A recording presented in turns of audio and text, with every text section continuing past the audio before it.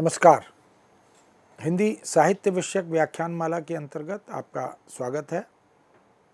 हम हिंदी साहित्य की विविध विधाओं पर, कविता और गद्य, इनकी अनेक विधाओं, इनके अनेक रूपों पर, अनेक आयामों पर चर्चा कर रहे हैं। आज हम चर्चा करेंगे आधुनिक हिंदी गद्य साहित्य में नारी सशक्तिकरण के विविध आयामों पर। यूँ तो भारतीय इतिहास इस बात का साक्षी है कि भारतीय नारियां न केवल ज्ञान की दृष्टि से अपितु बल की दृष्टि से भी सशक्त रही हैं। हम गार्गी को याद करें, हम विदुषी माता सीता को याद करें, द्रौपदी को याद करें, जो शास्त्रार्थ से, जो अपनी तीव्र मनीषा बुद्धि से, अपनी अध्ययनशीलता से, अपनी दृष्टि के गांभीर्य और प्रौढ़ता से, जिन्होंने यह स्थापित किया, यह सिद्ध किया कि भारतीय स्त्री, भारतीय नारी वो युद्ध के मैदान में भी उतनी ही सशक्त है, वो गृहस्थ जीवन के क्षेत्र में भी उतनी सशक्त है, शिक्षा के क्षेत्र में भी उसने अपना लोहा मनवाया है, और तमाम दूसरे क्षेत्रों में जहाँ कहीं भी राजनीति की बात हो, धर्म और अध्यात्म की बात हो, भक्ति की बात हो, और यहाँ तक के साधना की बात हो, किंतु अनेक राजनीतिक कारणों से, बदलते परिवेश और परिस्थितियों से भारतीय नारी को मर्यादा का अनुपालन करते हुए, अपने मान सम्मान की रक्षा करते हुए, अपने को सीमित और संकुचित करना पड़ा। असुरक्षा एक बड़ा कारण था जहां भारतीय नारी को पर्दा प्रथा में जाना पड़ा, घूंघट में जाना पड़ा, वरना हमारी जो इतिहास, अध्यात्म, भक्ति, धर्म आदि की परंपरा है, हमारे आराध्यों की जो परंपरा है, कोई शक्ति हमारी घूंघट में दिखाई नहीं देती। माँ पार्वती हो, माँ सीता हो, लक्ष्मी हो, दुर्गा हो, चंडी हो, काली हो, कोई उस तरह से पर्दे की परंपरा में शामिल नहीं थी। लेकिन धीरे धीरे आक्रांताओं के आगमन के बाद और देश को लंबी परतंत्रता का सामना करने के बाद भारतीय नारी को अपने घरों में, चार दीवारियों में बंद होना पड़ा। अनेक ऐसे कारण और उदाहरण हैं, किंतु धीरे धीरे जागृति आई, जागरण आया, और मध्यकाल के बाद जैसे ही आधुनिक युग का आगमन हुआ, तो भारतीय नारी के मनोमस्तिष्क में अस्मिता की भावना जागृत हुई, मान सम्मान से जीवन के हर क्षेत्र में अग्रसर होने की एक प्रबल इच्छा शक्ति जागृत हुई, और उसी का परिणाम है कि साहित्य और साहित्यकारों पर भी इस सोच का, इस दृष्टि का प्रभाव दिखाई देने लगा। पूरे विश्व के परिप्रेक्ष्य में हम देखें तो स्त्री या नारी को सशक्त बनाने की चिंता, अधिकार संपन्न बनाने की चिंता, यह भारत में भी प्रारंभ हुई। पराधीन सपनेहु सुख नाही, कत विधि सृजी नारी जग माही। तुलसीदास ने ये बात लिखी भी है। किंतु वह नारी जो भारतीय समाज की, भारतीय संस्कृति की धुरी है, केंद्र है, वो संस्कृति की वाहिका भी है।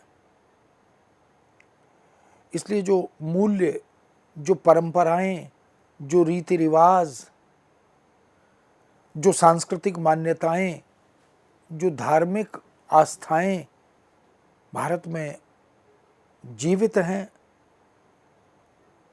उसका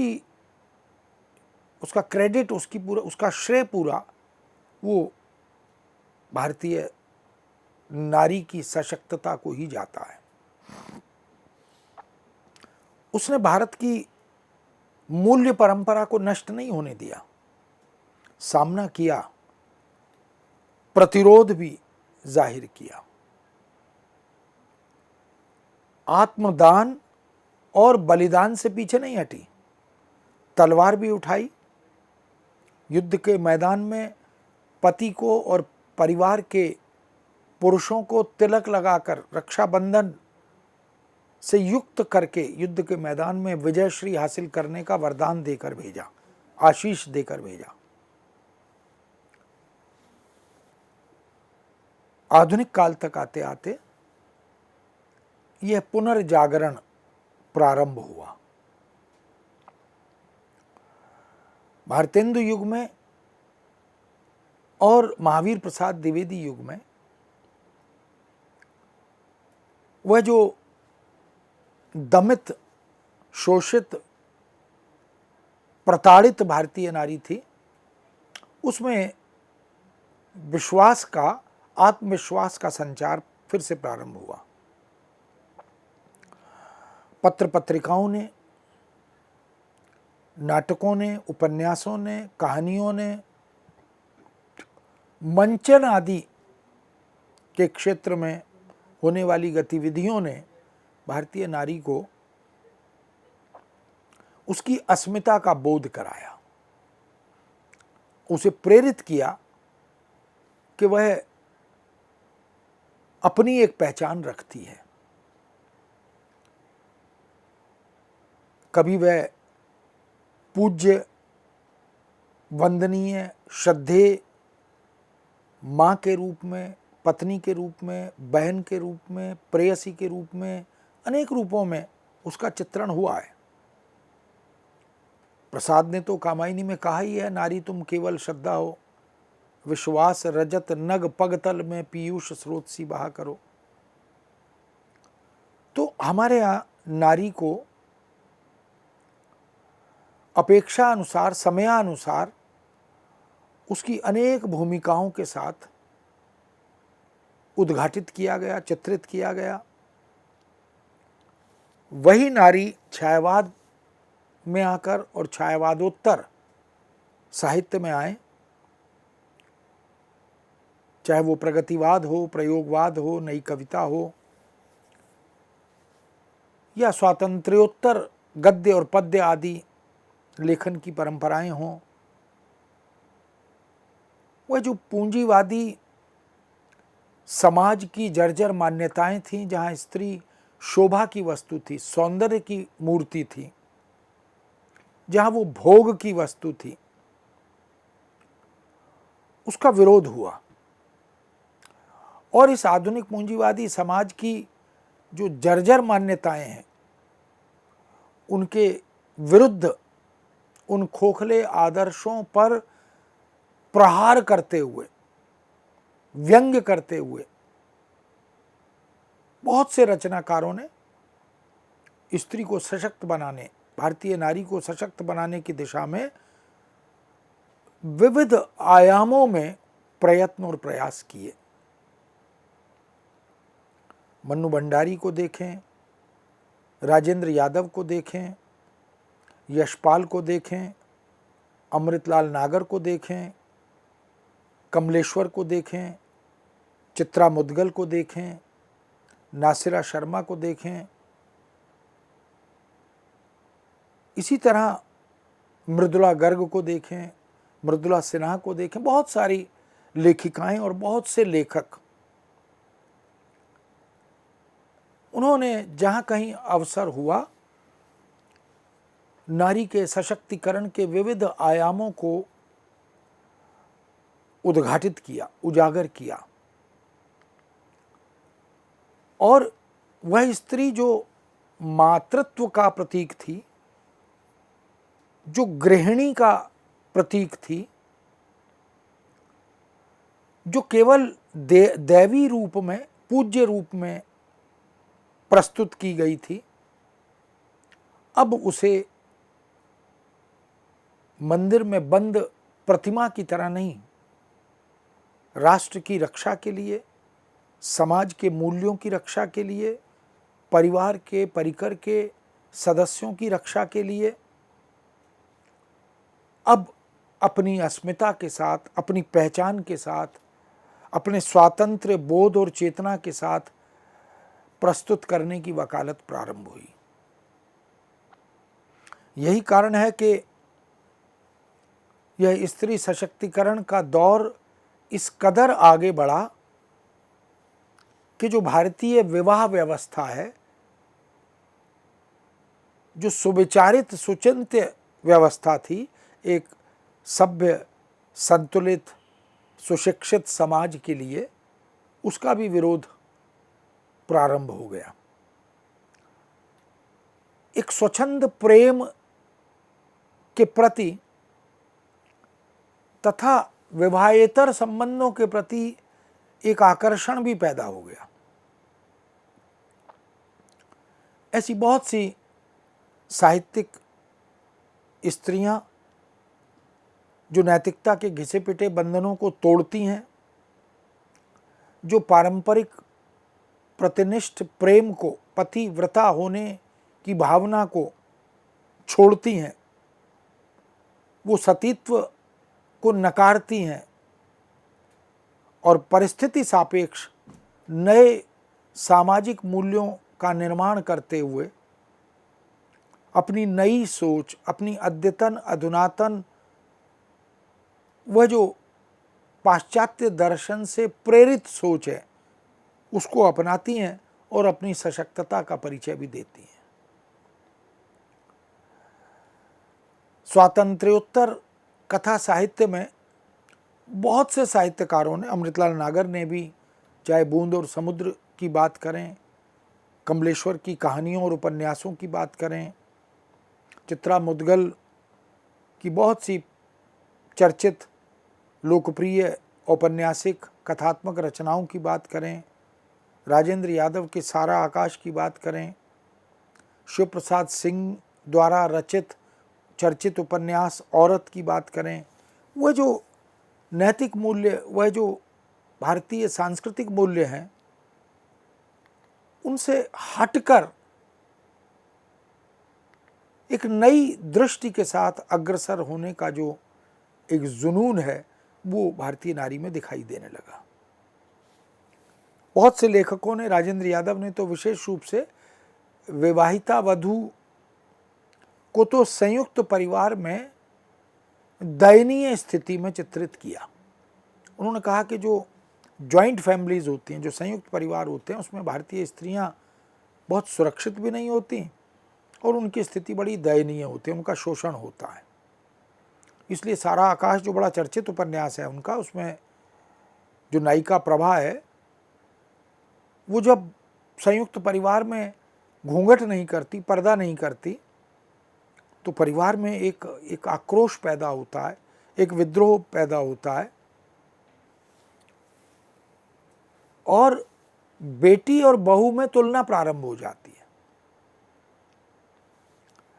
यानी बेटी तो पूरे घर में बिना घूंघट के स्वेच्छा से विचरण करे, भ्रमण करे, लेकिन बहू के साथ पुत्रवधू के साथ ये तमाम तरह की रोक टोक मान्यताएं ये जुड़ी रहती हैं। इसलिए आज़ादी के बाद का जो साहित्यकार है वो विवाह नामक मूल्य का भी विरोधी बनता हुआ दिखाई देता है। पूरे घर में, संयुक्त परिवारों में जो विवाहिता है वह प्रताड़ित होती है। उसका काम परिवार का लालन पालन है, सेवा है, बच्चों को जन्म देना, उनका पालन करना और उसी में अपने जीवन को अर्पित कर देना। उषा प्रियंवदा ने शेष यात्रा नाम की रचना में, उपन्यास में, जो पारंपरिक वैवाहिक मूल्य हैं उसका जो स्वरूप है उसके विरुद्ध स्वर बुलंद किया। उनका मानना है कि यह होगा बराबर की साझेदारी, न कोई बड़ा न कोई छोटा, न सुपीरियर न इन्फीरियर। यानी स्त्री और पुरुष का वह जो पति पत्नी का रिश्ता है उसमें कोई छोटा और बड़ा नहीं है। वो एक रथ के दो पहिए हैं और दोनों का बराबर अधिकार और दोनों के बराबर कर्तव्य भी हैं। राजेंद्र यादव ने तो अपनी कृतियों में विवाह को नारी के लिए गुलामी का प्रतीक बता दिया। ये पाश्चात्य दर्शन, पाश्चात्य जीवन शैली, इसका जो दुष्प्रभाव था वो हमारे गद्य साहित्य पर दिखाई देने लगा। इसलिए सारा आकाश में जो मुन्नी की स्थिति है विवाह के बाद, सास और पति मिलकर जो जो अत्याचार करते उन्हें किसी से कहा नहीं जा सकता। नौकरानी की तरह अपनी और अपनी रखैल की सेवा करवाना और 2-2, 3-3 दिन उसे खाना न देना, ये जो स्थितियां हैं इसके प्रति एक आक्रोश, एक विरोध है। और स्त्री के मनोमस्तिष्क में ये बोध पैदा करने की दृष्टि स्पष्ट परिलक्षित होती है कि स्त्री को अपनी शक्ति को पहचानना चाहिए। मित्रों मर्जानी की मित्रों पारंपरिक मूल्यों के विरुद्ध खड़ी होती है, दैहिक आवश्यकताओं की संतुष्टि पर प्रबल रूप से, अडिग रूप से खड़ी रहती है। एक जमीन अपनी में चित्रा मुद्गल नीता के माध्यम से पत्नी विषयक विचारों को प्रस्तुत करती हैं। मैं पत्नी नहीं सहचरी बनना चाहती हूँ, पत्नी में मुझे दासत्व की बू आती है। ये जो संवाद हैं, ये जो मानसिकता है, ये बता रही है कि स्त्री अपने अधिकारों के प्रति जागरूक हो गई है। बेघर उपन्यास में ममता कालिया भी संजीवनी का विवाह पूर्व विपिन के साथ जो संबंध हैं उनको मान्यता देती हैं। ठुकराए जाने पर द्वंद्वपूर्ण जीवन जीते हुए बैंक में नौकरी करना और फिर संजीवनी का परम जीत की ओर आकृष्ट हो जाना, ऐसे तमाम विवाहेतर संबंधों को भी अब कथा साहित्य में मुखर होकर स्वर दिया जाने लगा था। एक तरह से ये भारतीय नैतिक मूल्यों के प्रति विद्रोह भी था। ये भी एक संकट का संकेत बनकर आता है। कमलेश्वर नारी के विवाह का उस वक्त विरोध करते हैं जब वह नारी को तकलीफ देता है। इसका मतलब यदि विवाह से उसके व्यक्तिगत और पारिवारिक जीवन में संकट आता है तो ऐसे वैवाहिक बंधन को वो नकारते हैं। लौटे हुए मुसाफिर की सलमा विवाह के बाद नपुंसक पति का घर छोड़ देती है। वही बात नाम के उपन्यास में नकुंज शादी और तलाक दोनों को पवित्र मानता है। अगर शादी पवित्र है तो तलाक भी उतना ही पवित्र है। अब ये सोच भी, ये दृष्टि भी संकेत कर रही है कि स्त्री को यदि विवाह करने में कोई संकोच नहीं है, कोई संदेह नहीं है, कोई भय नहीं है, तो तलाक लेने और देने में भी उसे कोई भय, कोई संकोच नहीं होना चाहिए। यदि शादी स्थिर ना हो, बिखरने लगे और तलाक न लिया जाए, यानी उस शादी को, उस विवाह को ढोया जाए, तो वह शायद पाप है। इसलिए तलाक लेकर फिर से शादी करना ये कोई अपराध नहीं है। जीवन में अनेक प्रकार के द्वंद्व और फिर उन द्वंद्वों से मुक्ति की आकांक्षा, आज़ादी का बोध, यह भी हिंदी कथा साहित्य में बराबर उकेरा गया है। एक पूरा नारी मनोविज्ञान, समाज मनोविज्ञान, उसके माध्यम से द्वंद्व को व्याख्यायित किया गया, द्वंद्वों से उसे मुक्ति दिलाकर। यानी स्त्री अगर द्वंद्वग्रस्त है किन्हीं कारणों से, परिवार एक कारण हो सकता है, अपनी निजी अस्मिता एक कारण हो सकती है, उन सब को ध्यान में रखते हुए उसकी स्वतंत्रता के पक्ष में रचनाकार, कथाकार, कहानीकार अपने को उपस्थित पाते हैं। प्रेमचंद तो स्वीकार करते हैं कि नारी के जीवन में द्वंद्व इसलिए है क्योंकि वह अशिक्षित है। तो यदि नारी का सशक्तिकरण करना है तो उसे शिक्षित होना पड़ेगा, उसे पढ़ने लिखने से, सोचने समझने से जुड़ना पड़ेगा। वो मानते हैं कि दुनिया में पुरुष को कहने और करने के दोनों अधिकार प्राप्त हैं, तो नारी को ही बंदीजन की तरह क्यों रहना पड़ता है? ये दोनों अधिकार कहने और करने का स्त्री को भी होना चाहिए। इसलिए वो नारी को बंदी गृह से बाहर निकालने की सलाह देते हैं। गोदान उपन्यास तो इसका प्रमाण है, जिसमें सरोज के माध्यम से वो कहते भी हैं, हम पुरुषों की सलाह नहीं मांगती, अगर वह अपने बारे में स्वतंत्र हैं तो स्त्रियां भी अपने बारे में स्वतंत्र हैं, निर्णय लेने के लिए, सोचने के लिए, अग्रसर होने के लिए। उनके स्त्री पात्र इस बात को रेखांकित करके बार बार दोहराते हैं। युवतियां अब विवाह का पेशा नहीं करना चाहती, वह केवल प्रेम के आधार पर विवाह करेंगी। यह है नारी सशक्तिकरण की दिशा में प्रेमचंद का बढ़ता हुआ एक सशक्त कदम। यदि प्रेम करके, प्रेम विवाह करके जीवन यापन सहज, सरल, सुगम होता है, परस्पर भरोसे से, विश्वास से जीवन आगे बढ़ता है, तो फिर उस आरोपित विवाह को वो स्वीकार नहीं करना चाहती। नारी की देह के स्वामित्व के संदर्भ में, उसकी स्वतंत्रता के अनेक प्रश्नों के संदर्भ में प्रेमचंद बार बार अपनी कहानियों में, अपने उपन्यासों में इसे उठाते हैं, इन प्रश्नों से टकराते हैं।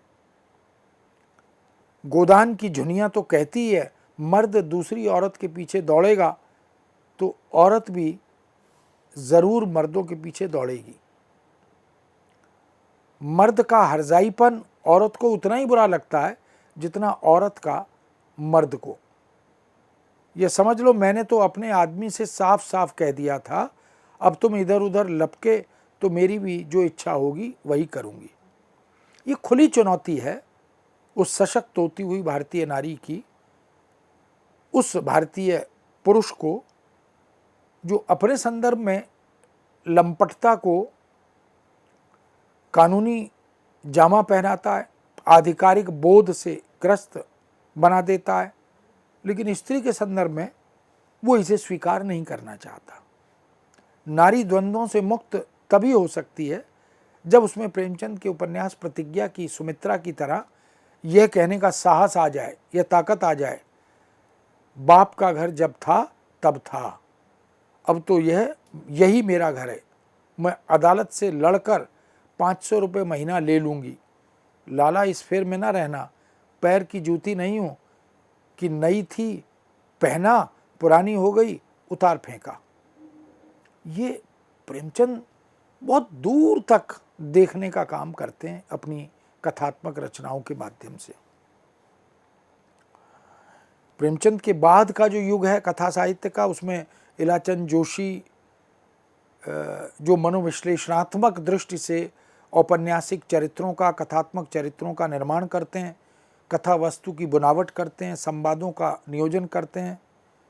उनकी रचना, औपन्यासिक रचना प्रेत और छाया की नायिका मंजरी के पारसनाथ और नंद किशोर के प्रति कहे गए कथन के माध्यम से नारी को उसकी शक्ति की पहचान कैसे कराई रचनाकार ने, इसको समझा जा सकता है। वह कहती है, तुम उसी सनातन पुरुष समाज के प्रतिनिधि हो जिसने युगों से नारी को छल कर बल से दबाकर, विनय से बहकाकर और करुणा से गलाकर उसे हाड़ मांस से बनी निर्जीव पुतली का रूप देने में कोई कसर या कोई बात उठा नहीं रखी है। पर याद रखो, विश्वव्यापी क्रांति के इस युग में आतताई और व्यभिचारी पुरुष और पुरुष जाति की सत्ता अब निश्चित दहन को है और युगों से दलित नारी जाति आज तक अपनी छायात्मकता के भीतर शक्ति का जो महाजीव सुरक्षित रखे हुए थी, उसके विस्फोट को दबाने की शक्ति अब ब्रह्मा में भी नहीं है।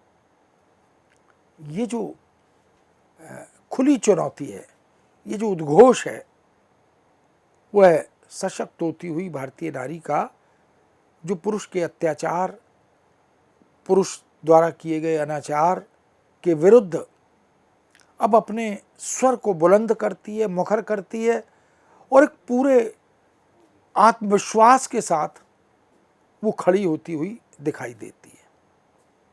तो मित्रों, रोजगार के क्षेत्र में, मनोरंजन के क्षेत्र में, चिकित्सा के क्षेत्र में और तमाम दूसरे सामाजिक, सांस्कृतिक, राष्ट्रीय क्षेत्रों में हम देखें, भारतीय नारी निरंतर सशक्त होती हुई दिखाई दे रही है और उसी को हिंदी कथा साहित्य ने और कथा साहित्यकारों ने उद्घाटित करने, चित्रित करने का प्रशंसनीय प्रयत्न किया है। इस विषय को यहाँ विराम देते हैं, पुनः आपके समक्ष उपस्थित होंगे। आज्ञा दीजिए, नमस्कार।